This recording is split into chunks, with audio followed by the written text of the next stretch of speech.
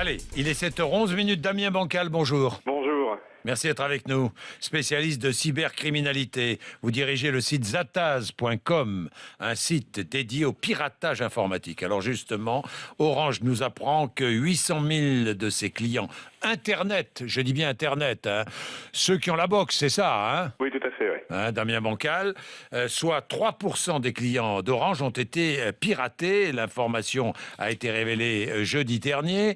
Qu'est-ce qui a été piraté? Les noms, prénoms, adresses mail, adresses postales des clients, mais aussi les numéros de téléphone fixes ou mobiles. Mais pas les mots de passe, et ça c'est important. C'est important, même si on pourrait se dire, bon, ce ne sont que des identités. Le problème, c'est que les pirates, aujourd'hui, en tout cas, ils ont en main quasiment plus de 800 000 clients, et avec ça, ils pourront faire un petit peu tout et n'importe quoi.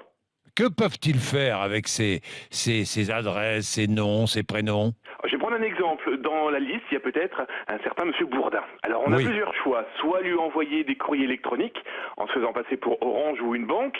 Le problème, c'est que les informations, normalement, il n'y a que Orange et le client qui les possède. Il y avait peut-être aussi son numéro de téléphone de portable. Donc là, dans ces cas-là, nos pirates peuvent s'amuser à revendre les informations à d'autres pirates qui, eux, sont spécialisés dans, par exemple, l'infiltration de téléphones portables. Et là, ils pourraient, par exemple, vous envoyer soit un moyen de télécharger une application malveillante, une application pirate, espionne, ou alors plus drôle entre guillemets, c'est inciter par exemple des milliers de personnes à vous appeler, ce qui veut dire que vous n'allez pas aimer l'humour. Oui. Et Damien, que faire?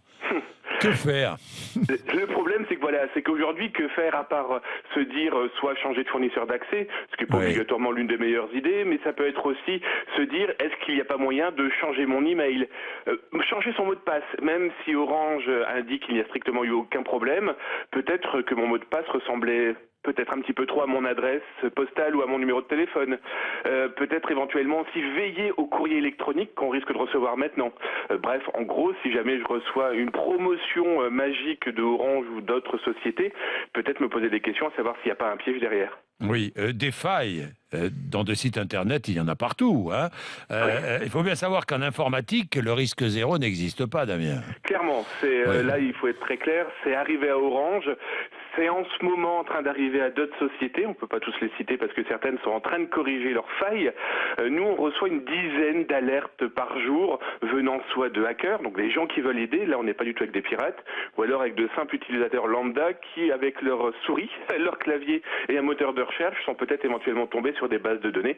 Donc oui, aujourd'hui des failles, il y en a partout. L'idée, c'est que je dis tout le temps, c'est s'informer, c'est sécuriser, et à partir de ces éléments-là, on peut commencer à se dire, je vais me protéger en tout cas de mes données. Maintenant, ce que font les sociétés des données que je leur fournis, est-ce qu'elles les protègent correctement? Ça, c'est une autre histoire.